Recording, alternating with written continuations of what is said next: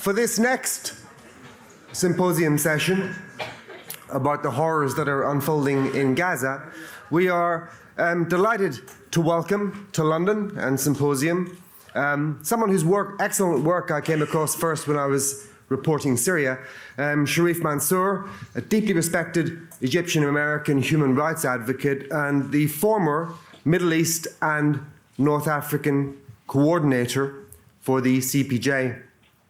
So first of all, in this two-headed session, Sherif is going to present the work he pioneered at the CPJ to count the numbers of journalists killed in the Israeli invasion of Gaza. After that, he's going to chair a discussion between Bakr Bashir, who's a Palestinian from Gaza who now reports the conflict remotely for the New York Times and NPR, and Krishna Karra from Bloomberg. It will be a conversation about how to use fresh investigative tools, methods, and local journalists to get to the truth of what's going on there, and about the problems which arise in trying to get the truth out. Sherif.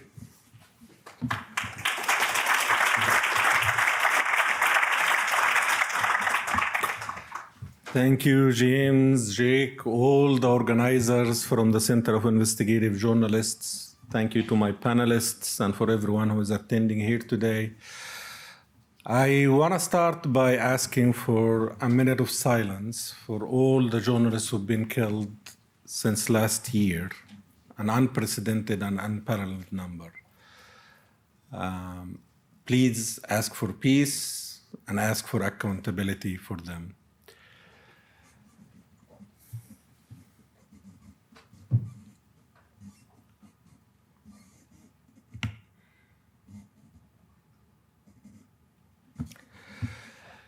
Now, my first disclaimer is that I am the former coordinator at CPJ. I represent only myself here. I am, since April, I've been taking a break, trying to recover from the trauma and the disillusionment that I felt, and many of the journalists have felt, covering this war. And I'll take you through some of the statistics and the numbers that show first, how unprecedented and unparalleled this was. And second, I'm going to go through our effort at CPJ to try and seek accountability at the time I was working there. And last, I'm going to talk about the media industry, their failure, their institutional bias in this war. I'll first show you a few examples of the numbers. I joined CPJ exactly 12 years ago in November 19, 2012. My first day, I wrote a statement about 3 journalists who've been killed by Israeli fire in Gaza. It was the second Gaza war, 2012. And since then, I've worked and covered few more Gaza wars, but more importantly, the Arab Spring uprising and civil wars. You've heard the work that we've done in Syria, but let me just show you some example here. This is CPJ's database. You should familiarize yourself with it. It's a live database, and it counts every single journalist who've been killed worldwide since 1992. More than 30 years, the most comprehensive record you will find.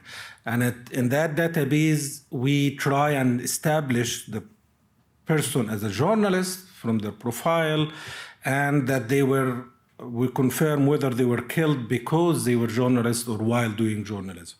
And this is the number that have been killed worldwide since I joined CPJ 12 years ago, 780. That includes also media workers. And if you just separate the number by putting out the countries of the Middle East, you will see that number, 386. It's exactly half, statistically 49.5. That means over my tenure at CPJ, half of the journalists who've been killed worldwide were killed in the Middle East. I want to illustrate a few things too, specific to this war. CPJ's current tally is 137 journalists killed in Palestine and in Lebanon. If I can get it to work, yeah, from last year. 65 last year, and so far this year, 58. That is not just unprecedented, and it's unparalleled.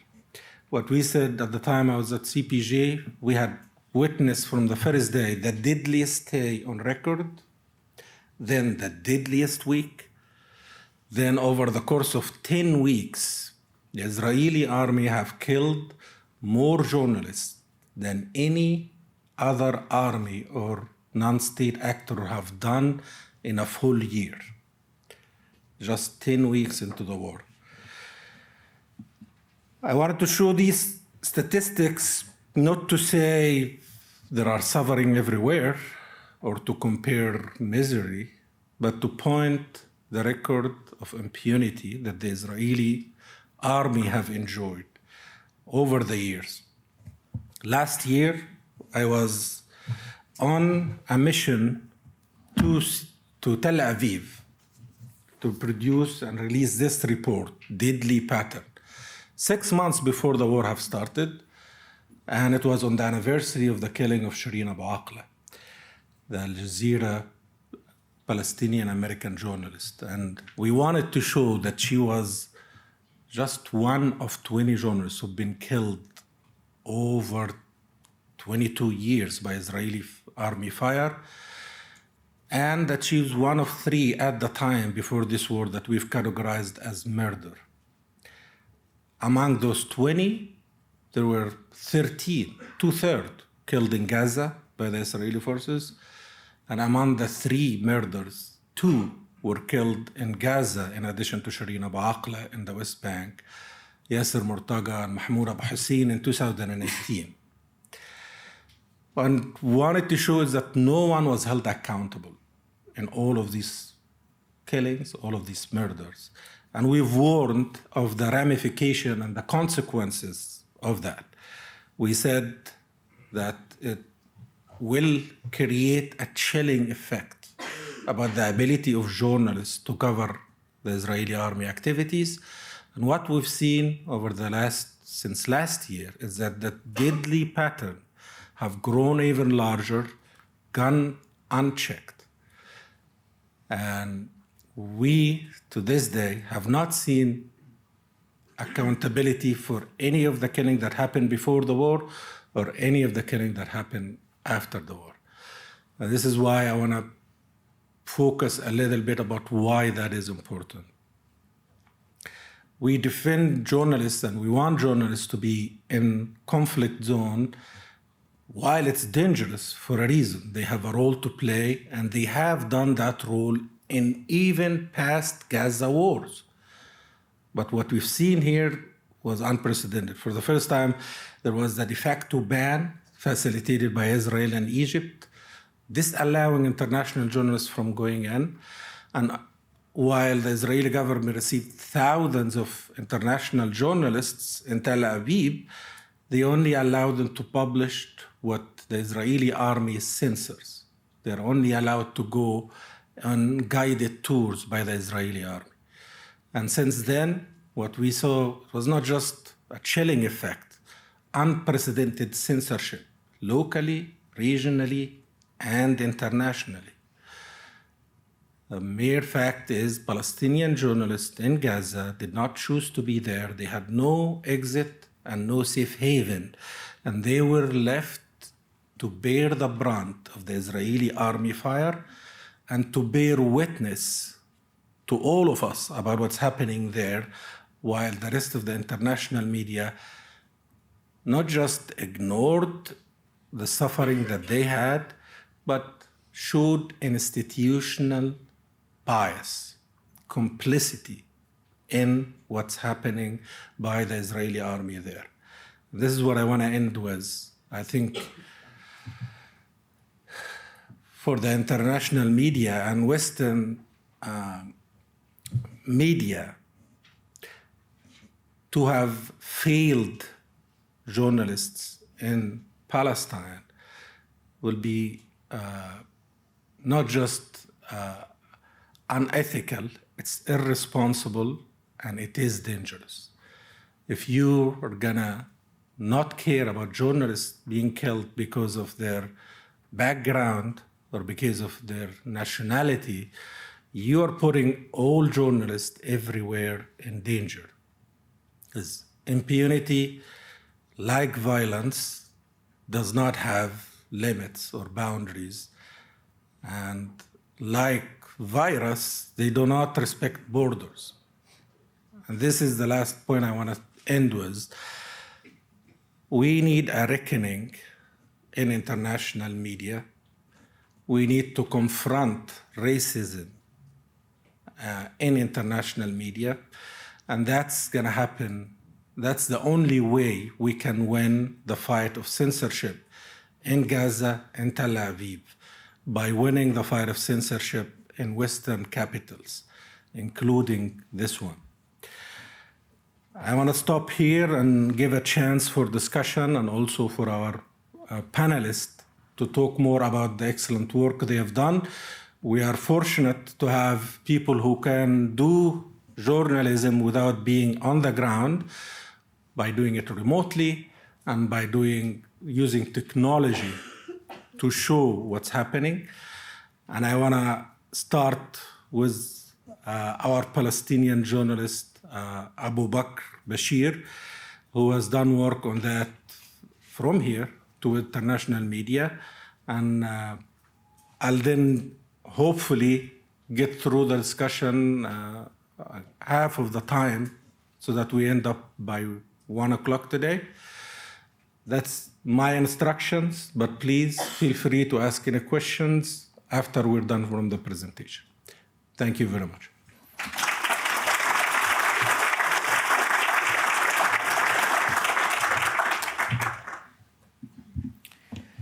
Thank you, everybody. Thanks for the invitation and thanks for being here, of course.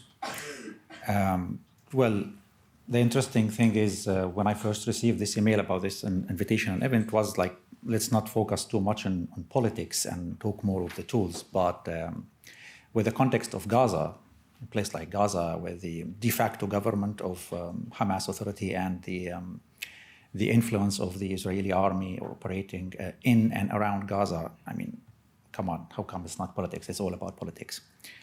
So the thing is, according to multiple reliable sources, including CPJ themselves and others, we have more than 100 Palestinian journalists who have been killed already during this past year.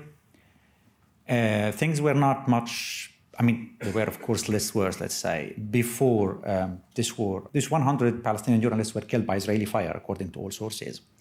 But so many other Palestinian journalists have been tortured and suffering, beaten up in Gaza before that, on the hands of the de facto authority of Hamas again. So we've seen so many reports. I was part of some of these reports, reporting on my own colleagues and hopefully not myself at the time, being beaten up, tortured. I'm not here to blame anyone in favor of the other. Just we have to make this sure, because most of the time when you blame Hamas for their mistakes, it sounds more like, oops, okay, well, there's a problem here. It sounds more like you are favoring the Israeli army for whatever, which is completely not the case here.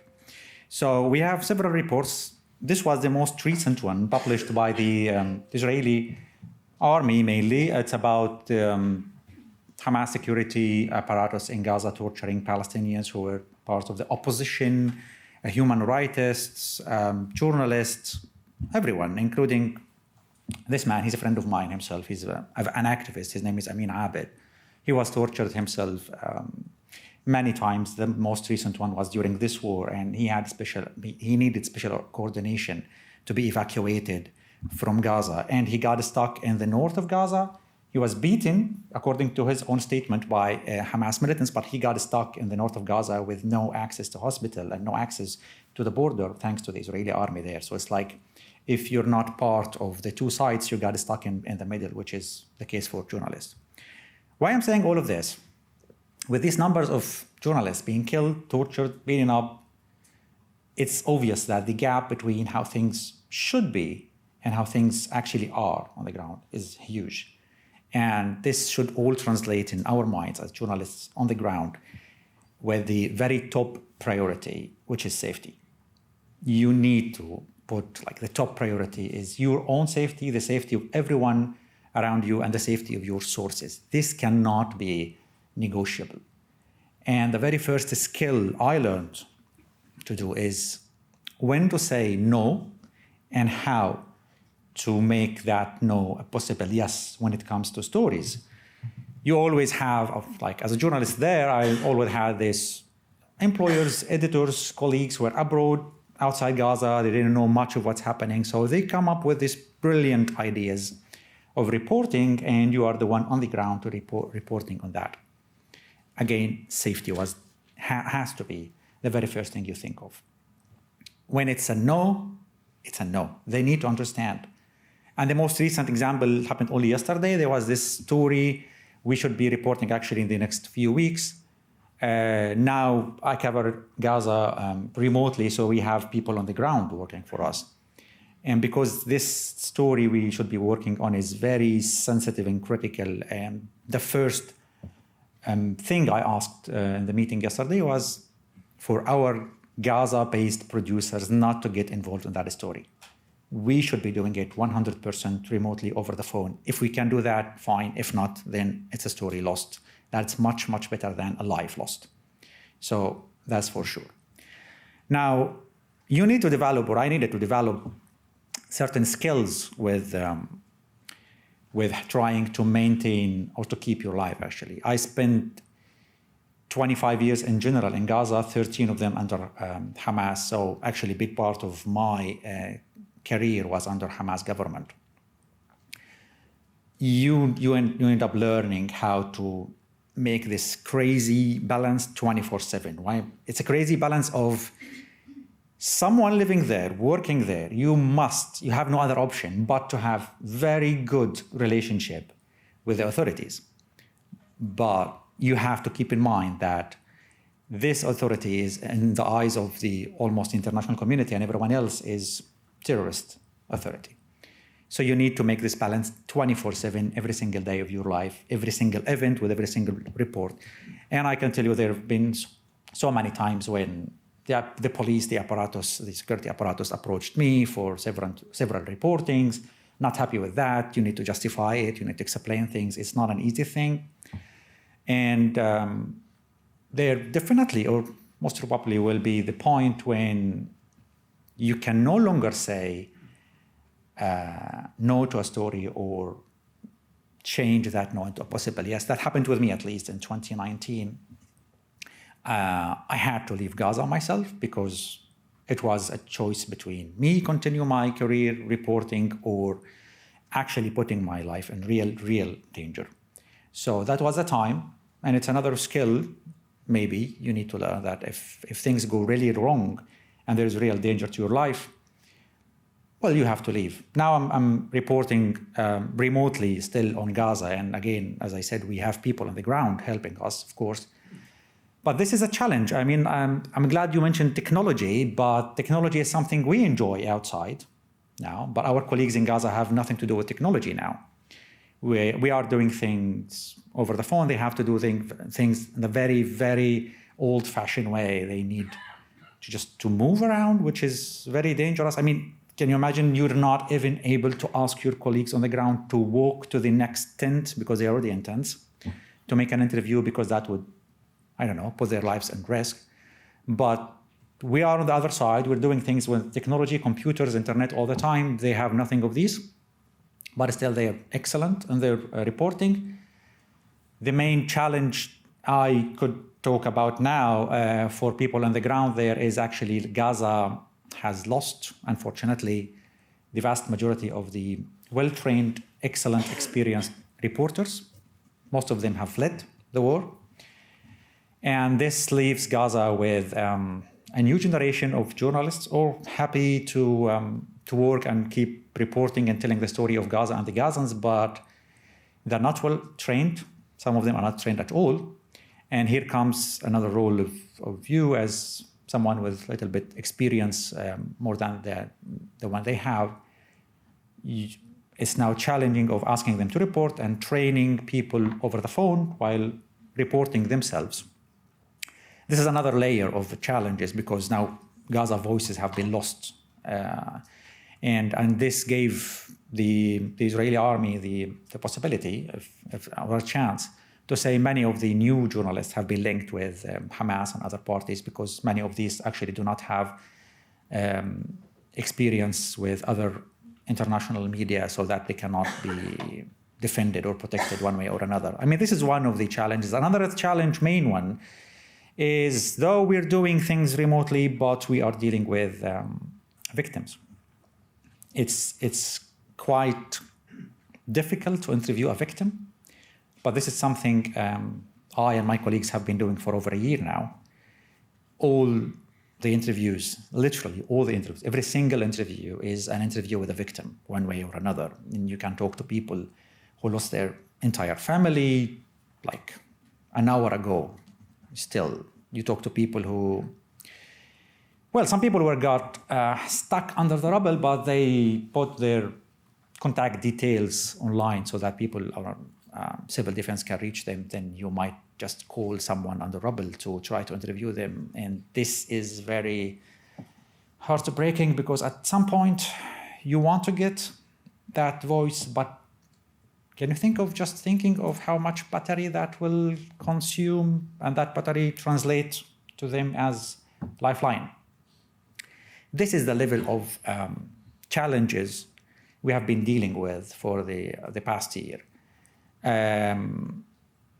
Probably I'm done. I mean, the other logistical issues is like the internet and telecommunication is always, gone or most of the time gone in Gaza. And again, you have to be dealing with certain people who are mostly victims, as I mentioned. Another challenge is people taking care of their beloved, moving from one place to another. They are very frustrated. So this actually, I learned this skill. You need to become a very, very excellent communicator. You talk to people, if they get a sense that you're just a journalist doing a story, they probably would not be talking to you. But they need to feel that you're supporting them one way or another, still in a professional way. Bottom line is there is this psychological kind of pressure, frustration to us as journalists, and to me in particular as Palestinian coming from Gaza. I mean, I've been reporting on my family and my friends. I lost friends and family members myself during this year. So it's been challenging, but I have to thank every single one in Gaza who've been contributing to our reporting. Thanks to everyone there on the ground. Thanks to them, Gaza voices have been reaching you, us, the international audience. There will be no chance we knew of what's been happening on Gaza without these brave, courageous people on the ground, reporters and even ordinary people. And I'll finish with just hoping that this bloody war comes to an end soon, and the Palestinian people have their own right to self-determination and have their own state. Thanks again for coming. Thanks for inviting me. Thanks to everybody.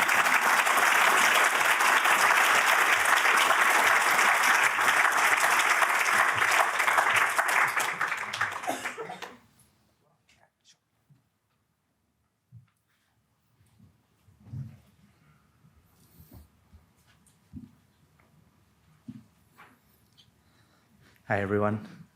Thank you very much for having me. I'm Krishna. I'm reporter at Bloomberg News on the data and visualization team. And yeah, I spend most of my day looking at pictures of the Earth, mostly from space, and trying to make sense of them. I'm sure many of you have seen a lot of satellite imagery and other types of imagery over Gaza as the conflict has unfolded. And so I just kind of wanted to set the stage a little bit of the kind of data that I'm looking at, the types of things we can see, the types of things we can't see. And, it's definitely, I think it's hopefully obvious, but I think worth saying that, what you can observe from this type of imagery is no substitute at all for reporters on the ground. I think at best it's supplementary information, useful for more retrospective analysis. And I think the best application of this is really the changes on Earth's surface, right? So the changes on the land itself. And it's also worth noting that, often we're not getting this imagery in any sort of real-time way. At best, you might be able to get an image of a place on the ground maybe a day after something has been reported, like a strike has occurred in a particular area. But that's assuming that, private companies are willing to give us that information, which sometimes they are, sometimes they're not. It's assuming that clouds are cooperating. So, if you have a week of clouds, that means that satellites, unless they're radar sensors or something like that, they're not able to see what's happening on the ground. So this is a section in northern Gaza, north of Gaza City. I should note that these images that I'm showing, these are like kind of before and after images of from imagery taken in 2023 between May and June, and then the same time between May and June from 2024. There's a lot of things you have to keep in mind when doing any sort of change type of analysis. Seasonal adjustment is one of those. So this was a highly agricultural area that you can see a lot of the fields have gone fallow or been destroyed. We see destroyed buildings, and so in this sort of vein of open source intelligence, we have really good academic partners who are doing, I think, great work to map destroyed buildings, for example. Maybe some of you are familiar with work at the City University of New York from Corey Shear and Jamin from the University of Oregon, who have this collaboration to use radar imagery to produce, monthly estimates of buildings that have been destroyed. And then, so on and so forth. I have a few more examples. This is one of the humanitarian zones, Al-Mawasi, that was designated by the IDF about halfway through the conflict. And we can see sort of along the coast, tent cities springing up, pretty much jammed wherever they can. And here's an example of a new set of military roads that were constructed by the IDF, kind of splitting Khan Yunis and Gaza City, leading to one of the humanitarian ports that the U.S. attempted to build and kind of didn't work out. And so, kind of what I'm hoping that you take away from looking at some of these images, many of you've probably seen just from reporting in the news, is that pretty much like the changes in the land are so drastic that there's a lot of kind of shock value to these images, but also anything that we can see. A good rule of thumb from any sort of if we want to detect or find where these things are happening or quantify the scale of the destruction, anything that we can see with our eye, we can probably tell an algorithm or a computer to then find that same thing, but do it at scale. Do it across the city or do it across all of Gaza. But there's a lot of challenges associated with that from a computational side or from a data side. And so one of the things that we tried to do was before the Rafah invasion, there was a lot of reporting about a lot of tent cities that were springing up kind of everywhere in the middle of streets, in the surrounding areas up to the coast. And we wanted to see if we could use, algorithms, machine learning to basically identify exactly where all of those tents were. So this is a method that uses something very similar to these before and after images, but there's a lot of information in the change at a per pixel level of basically what the state of the world of what that place looked like before the conflict started, and then what it looks like now. And so you can use that spectral information to basically teach an algorithm how to identify that. And so when we deployed that, we were kind of able to do that type of delineation and produce a data set that we were able to share with other organizations that were interested. And then combining that with damaged buildings that were identified by Corey and Jamin, who I was talking about earlier. The UN has done a lot of work around like computational methods to do these types of assessments. So the UN produced rubble estimates based on identifying buildings that were damaged, from obtaining from the Palestinian government the heights of those buildings, and then multiplying the square footage of buildings that were damaged by a conversion factor to basically estimate how much rubble was in all these different areas. And some other colleagues of mine sort of were leading this work to visualize the scale of that rubble. I think it's really important to note that with all of these remote sensing methods, there's a lot of error and uncertainty sort of baked into the entire process. So these are very high resolution images from private data companies. Public data providers are their imagery is not quite as high resolution. And so there's a lot of uncertainty in what you're seeing on the ground. And so I think as data journalists, a big challenge is knowing when you've deployed a model, like how good is that model? How accurate is that model? Traditional methods of validation really aren't available because no prior data sets for this stuff exist. And so we really rely on verification from other imagery sources. Like when we were mapping tents, we looked at a lot of drone imagery taken from people on the ground in Gaza.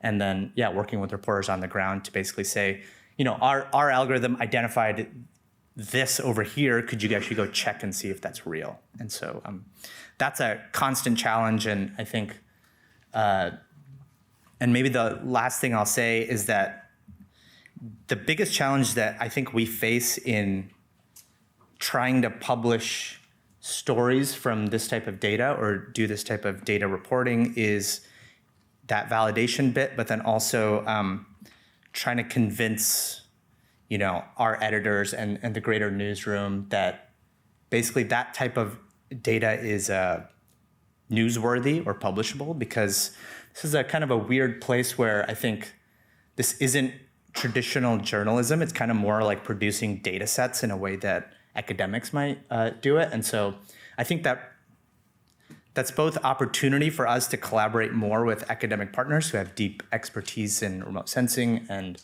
algorithms, but then also, I think people like me and others need to be making the case and doing better so that we can publish more of this data. Often it can be time intensive. It might take weeks to even figure out whether some algorithm you think is going to work is actually going to work. And so I think it takes investment from the newsroom itself. But that's all I have.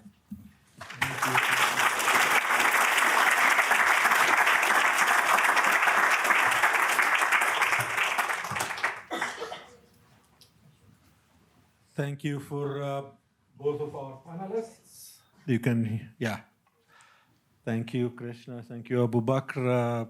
I wanted to give as much time possible to conversation and questions. Please identify yourself, ask a question, and if you can also say which speaker you want to answer the question. So if we have a mic going around.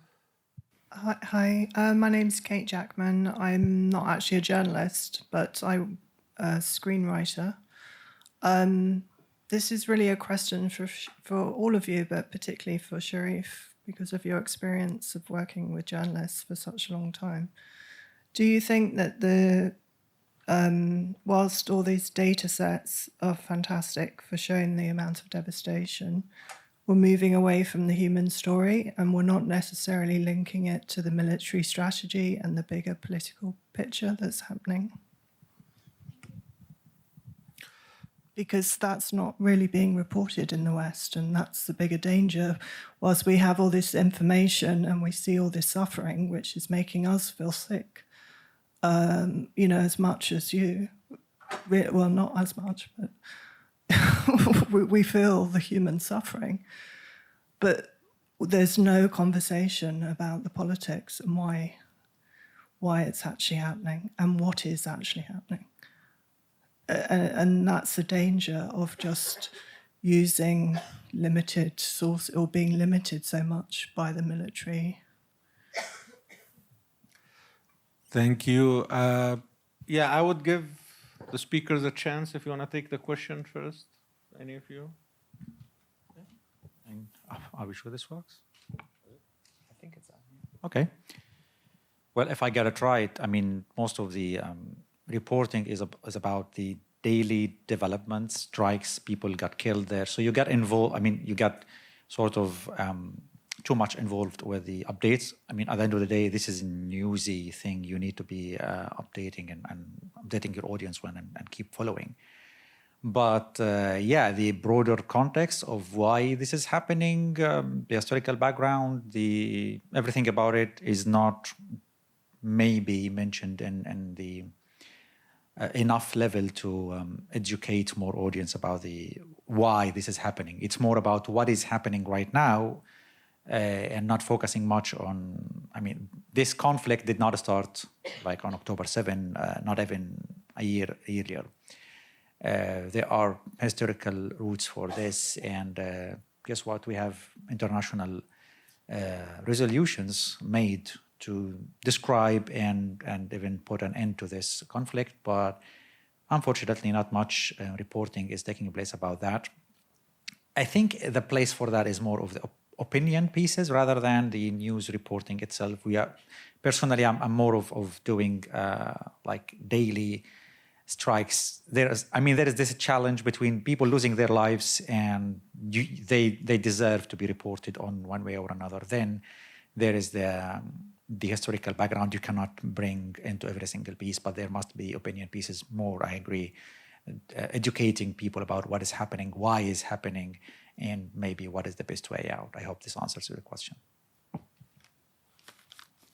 Sure. I think in a lot of ways, the data and satellite imagery and all that stuff is about as far removed as you can get from the human story. And I'm cognizant of the fact that, producing data sets and kind of getting in the technocratic weeds of all of it, I hope it doesn't contribute to the problem. I think my hope is that by using those types of data and doing visual narratives and story, it kind of makes data into a human story, or makes the readers feel something when they're either visualizing the scale of the destruction or putting it in a way that ties it back to the humanity of what's happening. But I'm not sure that's always the case. But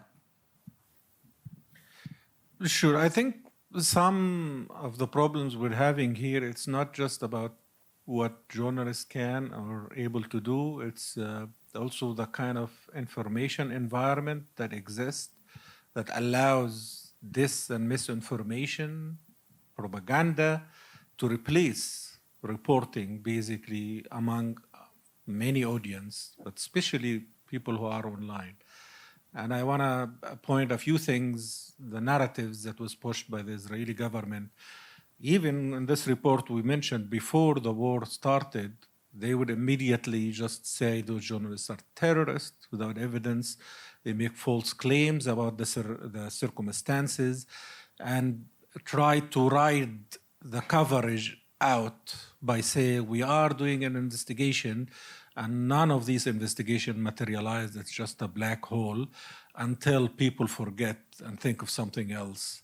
And I want to say, when we went to Israel last year to release this report, the Israeli army spokesperson for the first time apologized for killing Shireen Abu Akleh and said she was not a terrorist, she is a real journalist. But what we saw is that this same accusation is now being leveled against all of the journalists that the Israeli army is killing. And it's just a tactic to not just spread false information, but to buy time in the news cycle. Do we have more questions? Thank you. I take your point that there's the daily news cycle you have to respond to. I work for International Planned Parenthood Federation, both in Gaza, Beirut, West Bank. We've had all of our health sites destroyed. All of our health staff are all displaced. We're doing the same thing in terms of trying to tell these daily stories. But the truth is that we also have a duty of care in terms of our colleagues and their safety. And there's things that they can't share. The stories are really important, number one, because of the threat of reproductive violence, and also to sort of resist some of the narrative around Israel being a gay haven. And there's some like very important threads. But the ones that can't come out now, we're really struggling with a way to contain that testimony so that it can be used later in legal trials. Are you coming up against that? Are you seeing things that can't be shared now? And do you have a view on who could hold that information safely? A question for all of you. Thanks. Yeah, I'm not sure I have too much to add here. Well, that's a real challenge. Answering the question, I mean. No, it's just, there is always this, as we just said, the idea between saying no to a story, being able to report it, the best way to report it, what is to be told. It's not about, as journalists, you don't just report everything you hear or know. I mean, there is much of what you know you cannot report for different reasons. To me, basically, safety, which comes, which fits in your question.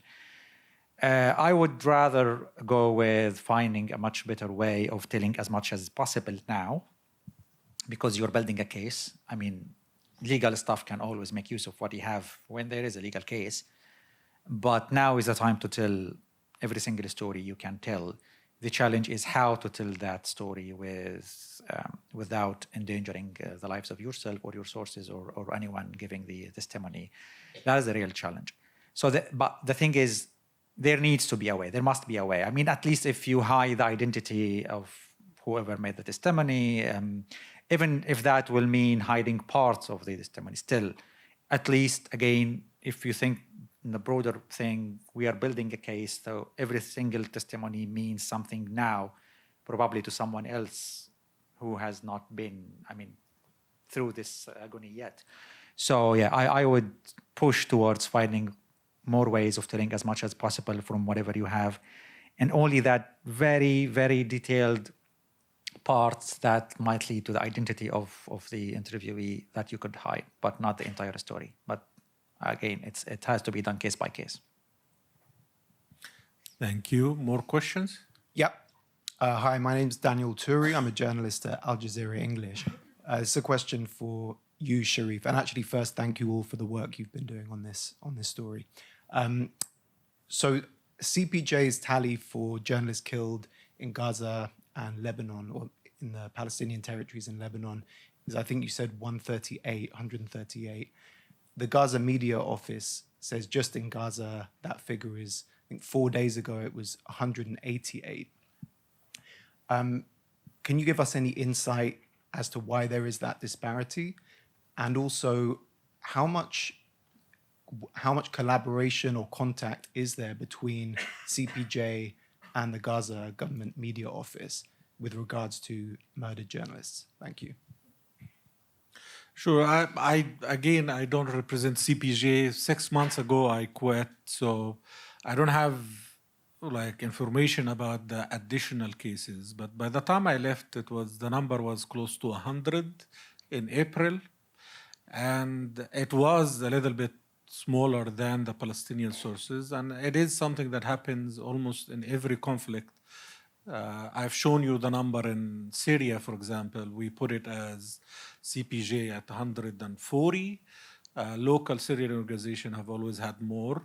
And some of it has to do with the difficulty of confirming that information that I said the database asked for. The person is a journalist, the circumstances that they were doing journalism when they are killed. And I think there will always be different in number, but the mere fact, even with that number, at least 138, this is comparable to the number of Syria, which is the deadliest country in the world since 2011. So you're talking about, even with the most generous number, you're still unparalleled in terms of comparison. So I'd ask you to go directly to CPJ if they have any specific cases, but I haven't kind of been involved at all in that recently. Any more questions? We need to finish at 1. I think we have about time for 2 or 3 more. 2 questions. Please keep your questions brief, folks, so we can get enough as our panelists responding. Thanks.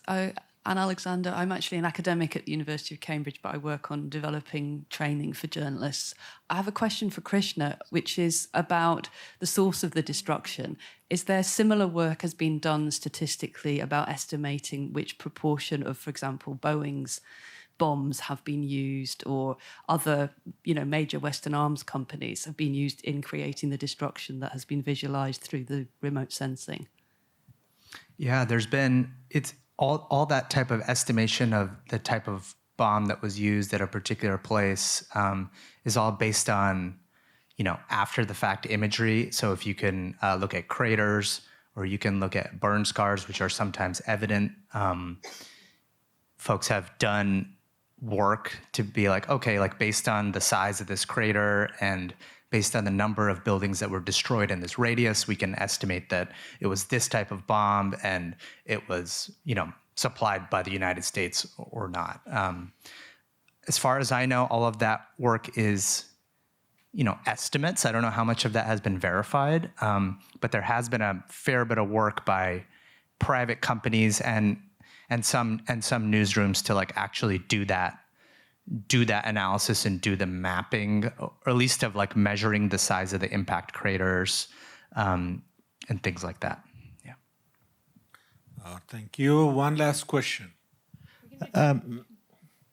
So my question is, many people followed what was happening in Gaza through people who were not journalists before and were not affiliated with any formal organization. How did during your time with the CPJ, was there a discussion about thinking about how a journalist is classified, not only in Gaza, but also throughout other conflicts? Yeah, I think basically CPJ follows this strict criteria in every conflict. And these questions were not new. It was also in every conflict in that region. In Syria, there were people saying, oh, no, these are not journalists, they are terrorists. And what we do is investigating primary first-hand sources, family, even sometimes lawyers, looking about the circumstances with eyewitness, but also corroborating, especially where we go to say this is not just killing, it's a murder. We show investigation, independent investigation by international organization, even by international human rights body that corroborate the eyewitness and the investigation that we do. So in each of the cases, the database have a full profile that shows all of these questions. Last question, okay? Thank you. This question is for Abu Bakr. I was just wondering if you could give a little more context onto how you finally made what I'm sure was the very difficult decision to leave, like what specific events maybe played into that. Okay, well, the part I can share is there was real threat to my life because at some point it's like you have to take one side of the two conflicting parties or leave or get killed. So that was not something I was, of course, willing to take. So the option was for me to leave. I was literally threatened. You either take this side or there is real danger to your life. So I had to run for life, if that answers your question. Thank you, guys. Thank you for all the questions. Thanks for our panelists and for the organizers again. Have a good rest of your evening. Thank you.